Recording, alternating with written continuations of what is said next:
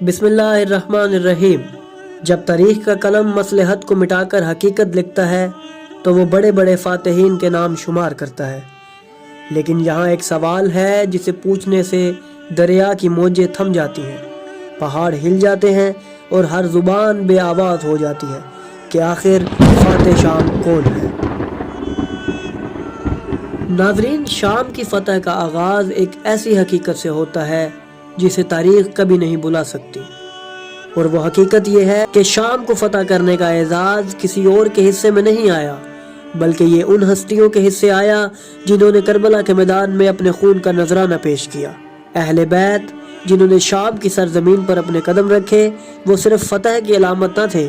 بلکہ اس بات کا اعلان بھی تھے کہ باطل مٹ چکا ہے۔ کربلا کے بعد جب سیدہ زینب سلام اللہ علیہا اور امام زین العابدین علیہ السلام کو اسیر کر کے شام لایا گیا تو یہ نہ سمجھا جائے کہ یہ ان کے لیے ایک شکست تھی، بلکہ یہ تو ایک عظیم فتح کا اعلان تھا جس نے پورے یزیدیت کا غرور خاک میں ملا دیا۔ ناظرین، شام کی سرزمین جہاں خون کی نہریں بہائی گئیں، جہاں اہل بیت کو قیدی بنایا گیا، جہاں چھوٹے چھوٹے بچوں کی آہ و فغاں کے علاوہ کچھ سنائی نہ دیتا تھا، وہاں ایک معرکہ تھا جس میں فاتح وہ نہیں تھا جس کے ہاتھ میں تلوار تھی، بلکہ وہ فاتح تھے جنہوں نے ظلم کی سیاہ رات پر صبر کیا اور سچ کی روشنی سے سارے عالم کو منور کیا۔ فاتح شام وہ نہیں جو تخت پر بیٹھا تھا اور دنیا کی سب سے بڑی فوج کے ساتھ دمشق کی گلیوں میں فاتحانہ قدم رکھ رہا تھا، بلکہ حقیقی فاتح وہ تھے جو دمشق کے بازاروں میں فاتحانہ مسکراہٹ کے بجائے گلے میں توق و زنجیر کا بوجھ لے کر اور بظاہر قیدی بن کر اس خطے کو آنے والی دنیا کے لیے عبرت بنانے جا رہے تھے۔ شام کی سرزمین اس وقت تاریخ کا سب سے المناک باب بن گئی جب کربلا کے عظیم شہداء کے بعد اہل بیت کے قافلے کو اسیر کر کے یزید کے دربار میں پیش کیا گیا۔ شام کے بازاروں میں ان پاک ہستیوں کی مظلومیت، کوفہ اور دمشق کے دربار میں ان کی غیرت و شجاعت، اور یزید کے تخت کے سامنے ان کے کلمات آج بھی دشمنوں کی شکست کے لیے کافی ہیں۔ سیدہ نے دربار یزید میں کھڑے ہو کر ایسا خطبہ دیا جس نے یزیدیت کی بنیادیں ہلا دی۔ ان کے الفاظ تھے کہ اے یزید، تم اپنی طاقت اور تخت کے نشے میں ہو، لیکن یاد رکھو یہ دنیا فانی ہے اور تمہارا انجام قریب ہے۔ سیدہ کی زبان سے نکلے ہر جملے نے یزیدیت کے غرور کو ریزہ ریزہ کر دیا۔ شام کا دربار جس نے اہل بیت کی اسیری دیکھی، آج پوری دنیا کے لیے عبرت بنا ہوا ہے۔ ناظرین، اہل بیت نے اسی سرزمین پر کھڑے ہو کر باطل حکومت کو للکارتے ہوئے فرمایا تھا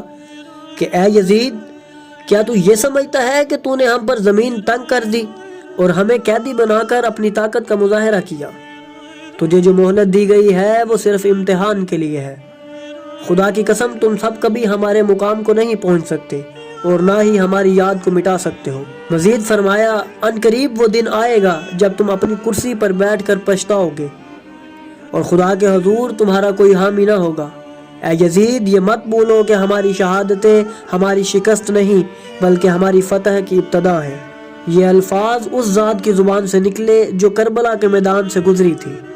جن کے سامنے ان کے بھائی حسین علیہ السلام کو شہید کیا گیا، جنہوں نے اپنے خاندان کے مردوں کو قربان ہوتے دیکھا، اور جو یتیموں اور بیواؤں کے قافلے کے ساتھ شام کے بازاروں سے گزری۔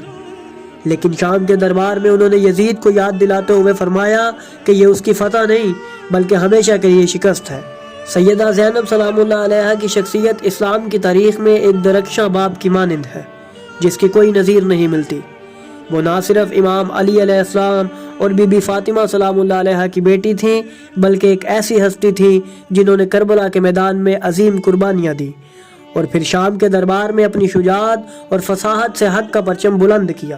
ابن حجر عسقلانی جو کہ سنی علماء میں سے ہیں، اپنی کتاب الاصابہ میں لکھتے ہیں، زینب بنت علی علیہ السلام کی زبان سے نکلے ہوئے الفاظ اور خطبے اتنے مؤثر تھے کہ وہ یزید کے دربار میں کھڑی ہوئیں تو یزید کا غرور ایک لمحے میں ٹوٹ گیا۔ ان کی فصاحت و بلاغت رسول اللہ صلی اللہ علیہ وآلہ وسلم کی سیرت کا عکس تھا۔ اس کے علاوہ اہل سنت مورخ ابن کثیر اپنی کتاب البدایہ والنہایہ میں لکھتے ہیں، سیدہ زینب وہ شخصیت تھی جنہوں نے حسین علیہ السلام کے خون کو رائگاں نہیں جانے دیا۔ ان کی زبان سے ادا ہونے والے الفاظ نے یزید کے غرور کو مٹی میں ملا دیا اور ظلم کے خلاف قیامت تک کے لیے ایک منشور مرتب کیا۔ روایات میں آتا ہے کہ جب سیدہ شام پہنچی تو وہاں کے لوگوں نے یہ جانا کہ ان کے پاس ایک ایسی شخصیت ہے جو کسی طاقت سے نہیں ڈرتی اور ان کا پیغام ہمیشہ کے لیے شام کی فضاؤں میں گونجنے والا ہے۔ اور جب دربار یزید میں اذان کی آواز بلند ہوئی تو سیدہ نے اسے سن کر یزید کی طرف رخ کرتے ہوئے فرمایا، دیکھ اس اذان میں کس کے جد کا نام گونج رہا ہے، بلا شبہ یہ اذان تیری شکست کا اعلان ہے۔ ناظرین، ان واقعات سے ہمیں یہ معلوم ہوتا ہے کہ فتح و حکومت صرف وہی ہوتی ہے جو دلوں پر کی جائے۔ تلوار کے زور سے فقط حکومت پھیلتی ہے جس کا اختتام کبھی بھی ہو سکتا ہے، مگر حقیقی فتح وہی ہوتی ہے جو دلیل سے قائم کی جائے، جس کو مٹانا کسی کے بس میں نہ ہو۔ ہم آنے والی ویڈیوز میں اہل بیت کے فضائل اور ان کے سکھائے گئے علوم آپ کو فراہم کرتے رہیں گے۔ بس اگر آپ کو ہماری یہ کاوش پسند آئی تو ہماری ویڈیو کو لائک کریں، ہمارے چینل کو سبسکرائب کریں اور بیل آئیکن کو بھی دبا دیں تاکہ آپ کو ہماری آنے والی مزید ویڈیوز ملتی رہیں اور آپ علم سے مستفید ہوتے رہیں۔